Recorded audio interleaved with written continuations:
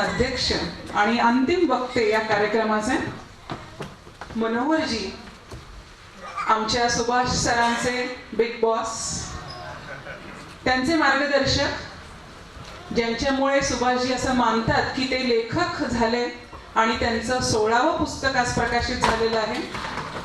मनोहरजी आम्हा सर्व रसिकांतर्फे, प्रवीण जोशींजींतर्फे आणि सुभाषजींतर्फे अगदी आग्रहाने आणि प्रेमाने मी तुम्हाला विनंती करते की आमच्या सुभाषजींबद्दल आणि आज त्यांचं जे 16वं पुस्तक प्रकाशित होत आहे त्याबद्दल आपण आपल्या भावना व्यक्त कराव्यात. दडपण आलेलं आहे का? दडपण आलंय संगीताचं, कवींचं, अभिनेत्रीचं, गायकांचं, दिग्गजांचं, सगळ्यांचंच मला ते दडपण आलेलं आहे. मी गायक नाही, कवी नाही, लेखक नाही, चित्रपट निर्माता नाही, कविता नाही, करत नाही, पण मी चहा आहे या सगळ्यांचा. सुभाष अपघातानं माझ्याकडे आला, जे खऱ्या अर्थानं त्याला अपघात झालेला होता. आणि कंपनीमध्ये मी ज्या आस्थापनानं मी काम करत होतो त्याचं नाव होतं टाटा मोटर्स. एक संस्कृती आहे, जशी आपली कवींची संस्कृती आहे, गीतकारांची आहे, संगीतकारांची आहे. आणि आपण जे काही दिलखलास बोललात आणि जे काही तुम्ही नुसकी दुसऱ्या लोकांच्या गोष्टी सांगितल्यात त्याच्यासारख्याच अनेक गोष्टी टाटा मोटर्ससारख्या कंपन्यांमध्ये असतात. परंतु आमची कंपनी ही संस्कृतदृष्ट्या फार वेगळी आणि मोठी. अपघात झाल्यानंतर माणसाला निवृत्ती घ्यावी लागते. बहुतेक घरी पण तो निवृत्तच होतो, काही करता येत नाही. परंतु सुभाषला ॲक्सिडेंट झाल्यानंतर, अपघात झाल्यानंतर, थोडं बरं पडायला लागल्यानंतर त्यांची रवानगी आमच्या मनुष्यबळ विभागाकडे आली. हा विभाग असा आहे, कसा आहे कोणाला काही कळतच नाही. आम्ही म्हणायला म्हणतो मनुष्यबळ विकास, पण आमच्यामध्ये विकास पण नाही आणि बळ पण नसतं. पण अशा ठिकाणी सुभाष आल्यानंतर मला प्रश्न पडला की त्यांना काम काय द्यावं. पण नंतर जाणवलं की ह्याच्यामध्ये एक सुप्त लेखक आहे, हा चांगला लिहितो. आणि सगळ्यात महत्त्वाची गोष्ट जी मला वाटली, जी आमच्या कामगारांमध्ये सहसा नसते, ती म्हणजे अत्यंत नम्र आणि प्रामाणिक माणूस होता. आणि हे करता करता आम्हाला जाणवलं की ह्यांना आता हळूहळू आपण जास्तीत जास्त लिहितं करणं आवश्यक आहे. आणि म्हणून आमच्याकडे टेल्को परिवार किंवा टाटा मोटर्स परिवार नावाचा एक मासिक त्या ठिकाणी चालतं.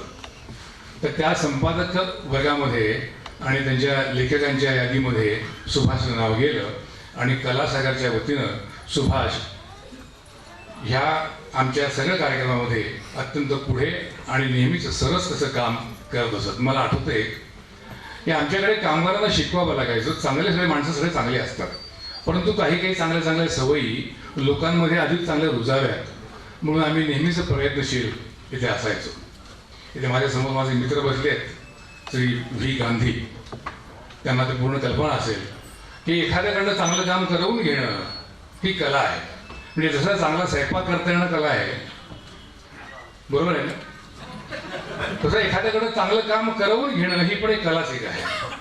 आणि म्हणून आम्ही असा एक विचार केला की आपल्या कामगारांपर्यंत आपण जर चांगलं पोहोचू शकलो तर आपलं उद्दिष्ट साध्य होईल. आणि म्हणून आमच्याकडे जवळपास 115 बसेसमधून जवळपास 18 ते 20 हजार लोक रोज प्रवास करायचे पुण्यापासून.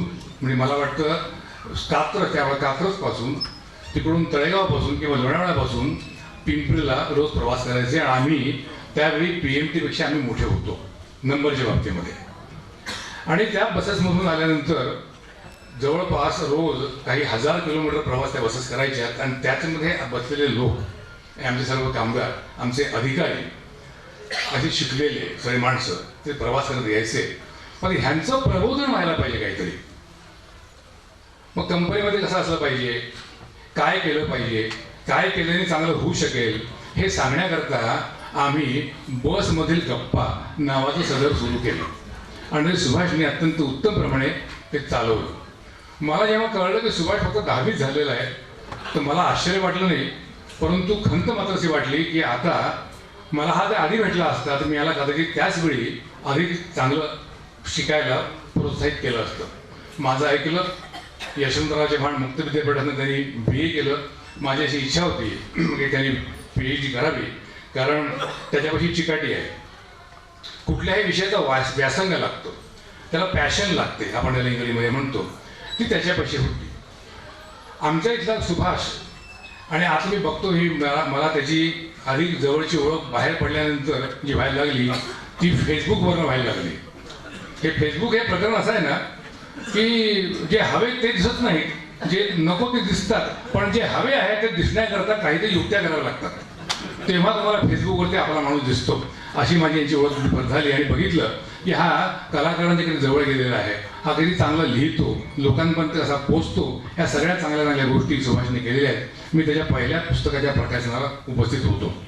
त्यावेळेला मी टाटा मोटरमध्ये होतो. मला निवृत्तून 10 वर्ष झालेली आहेत.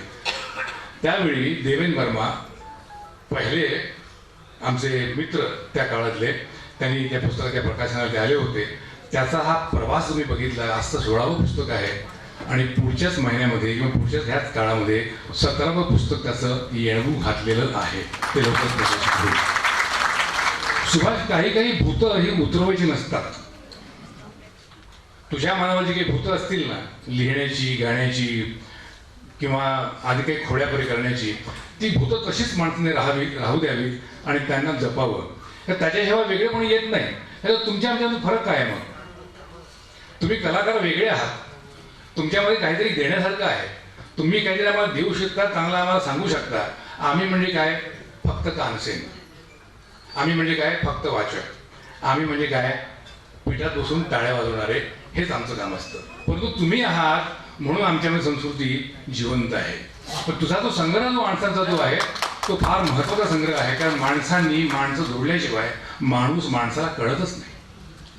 आणि असाच माणूस कळायचा असेल, आणि माझं तुला सांगितलं की तुला दरबार साहेबांमुळे इतक्या ठिकाणी तुला जायला मिळालं, तू त्यांच्याशी मैत्री ठेवलीस, जोडलीस. आमचं हेच आहे मनुष्यबळाचं शेवटी आहे काय की माणसाने माणसाला जोडलं पाहिजे, तरच माणूस एकत्र येऊ शकतो. तू अत्यंत उत्तमपणे हे काम हे केलेलं आहे. मला तुला सांगायचं आहे, आपल्या कार्यक्रमाच्या सुरुवातीला गाण्याची जी छोटीशी मैफिल झाली त्याच्यामध्ये निवेदक जे आहेत त्यांनी मला मनीष गोखले यांनी फार छान सांगितलं. आणि त्याचवेळी गफार मुमीन यांनी अत्यंत सुरेल अशा आवाजामध्ये आपलं सगळ्यांचं रंजन त्यावेळेस सुरू केलं. आणि त्यांनी ज्या पद्धतीने तुम्हाला सगळ्यांना किंवा आम्हाला सगळ्यांना त्या याच्यामध्ये सामावून घेतलं ते फार महत्त्वाचं होतं. आणि ते असं जाणवलं की मजरू सुलतानपूर साहेबांनी त्यांचं जे काही काव्य आहे त्याच्यामध्ये फार मोठं तत्त्वज्ञान त्यांनी सांगितलेलं आहे. इतक्या सोप्या शब्दामध्ये तत्त्वज्ञान सांगणं मोठ्या महंतांना पण कधी जमत नाही, ते गीतकारांना जमतं. तर मला असं वाटतं की तुझं पुढचं पुस्तक हिंदी सिनेमामधल्या गीतांमधून सांगितलेल्या तत्त्वज्ञानावरती असावं असं मला वाटतं. माणसांना काहीतरी प्रत्येक ठिकाणी शिकलंच पाहिजे. वडला पडला गांधी आमचे हे मी आणि ते एकदा इंजिनिअरिंग कॉलेजमधून अमरावतीच्या नागपूरच्या VRC मध्ये आम्ही चाललो होतो. आमचा उद्योग तोच की इंजिनिअरिंगचे प्रश्न विचारायचे, लोखंडाची नातं आमचं, गतीशी नातं आमचं, आम्ही ते करत असतो. आणि त्या काळामध्ये हाही गुरुस्थांना सिनेमाच्या गाण्याची त्यांची अशी अत्यंत हा माझ्याकडे शब्दकोश आहे प्रत्येक गोष्टीचा. त्यांनी त्यावेळी माझ्या मनामध्ये राग सोहोनी इतक्या सुरेखपणे मला सांगितला. मोगले आझममधली ती चीज मी अजूनही कधीही विसरलो नाही आणि रोज रात्री माझ्या कानात ती जाते. ह्याचा अर्थ असा आहे की चांगली माणसं आपण जेव्हा जोडता तुमचं आयुष्य संपन्न होतो. तर माझ्या बाजूला बसलेल्या सभा, त्यांचे पती, त्याच्यानंतर दिना डॅनियल, गरबाजी आणि स्मिथ, ह्या सगळ्यांनी आपल्यावरती जे काही जादू केलेली आहे ह्या कार्यक्रमामध्ये, त्याच्यामध्ये मी अधिक काही व्यत्यय आणू इच्छित नाही. कारण आपलं भाषण हे न ऐकलंच बरं असं अनेक लोकांना वाटत असतं. कारण पुढचा कार्यक्रम हा अधिक चांगला आणि मला वाटतं अधिक रंजक असा होणारच आहे. मला फार बरं वाटलं पण की खुर्चीमध्ये कोणी बसावं. खुर्ची में किसने बैठा चाहिए? जो सुरीला हो. मला उगीच बसवायचं मी सुरीला.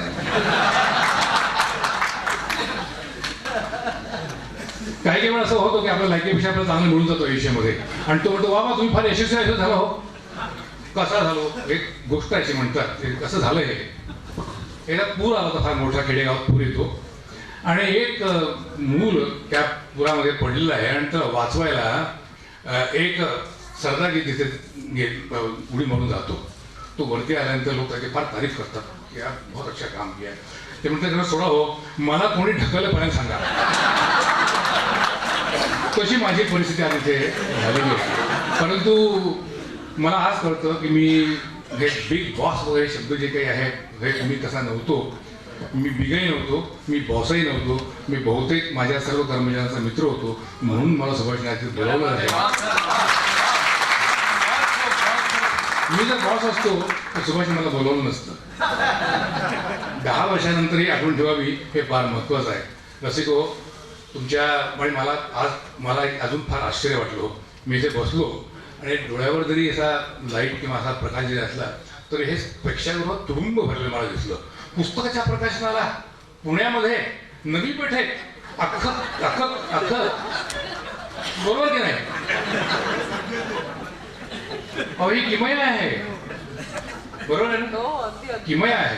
मी त्याच्यानंतर सांगितलं की जी उत्सुकता माणसाला असते, अहो थांबा जरा अजून पाहुणे यायचे, पाहुणे बाजूला चहा पित असतात, प्रेक्षक यायचे असतात म्हणून कार्यक्रम थांबलेला असतो. अशाने गोष्ट असते.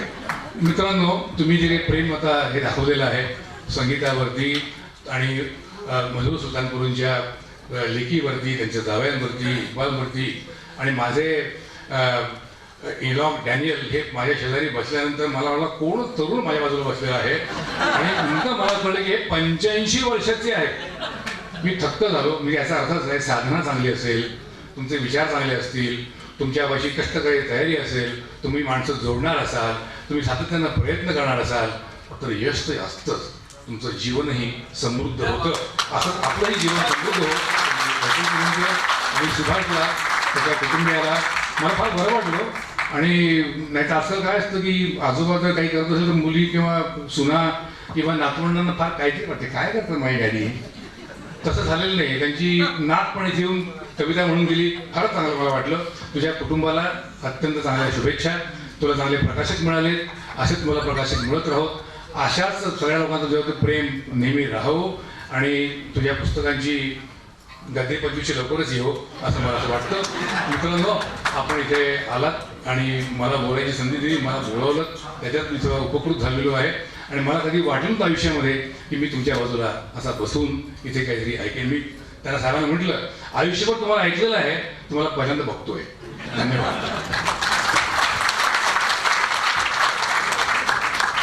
खूप खूप धन्यवाद मनोहरजी. सर्व रसिकांना कार्यक्रमाच्या पुढच्या भागाची खूप उत्सुकता आहे याची आम्हाला कल्पना आहे. प्रकाशन सोहळ्याच्या अंतिम टप्प्याकडे आपण आलेलो आहोत. रसिक हो, यहाँ के हम सिकंदर दादासाहेब फाळके पुरस्कृत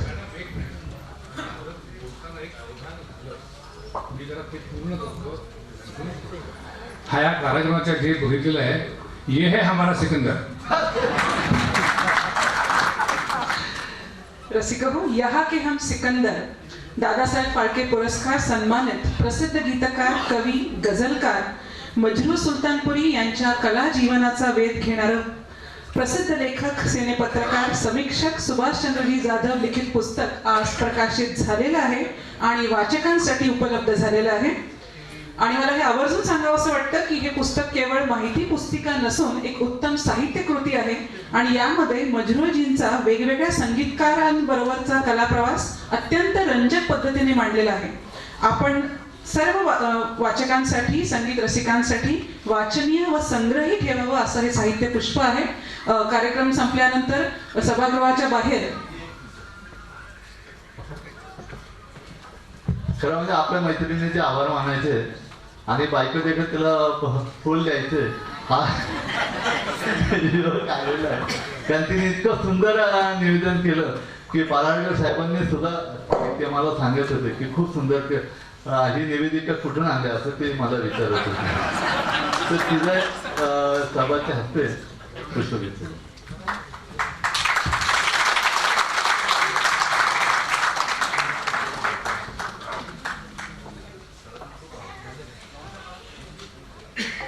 खूप धन्यवाद मनोहरजी, सभाजी.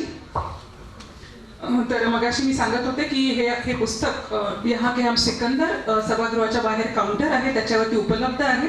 त्याचं मूळ मूल्य मला वाटतं प्रवीणजी 150 रुपये आहे. पण आज प्रकाशन सोहळा आहे या पुस्तकाचा, तर 100 रुपयांमध्ये आज हे पुस्तक आपणा सर्वांसाठी उपलब्ध आहे. सभाजी और राजू जी, आप इस समारोह के लिए खास मुंबई से पुणे आए और इस किताब का आपके पाक हाथों से प्रकाशन किया.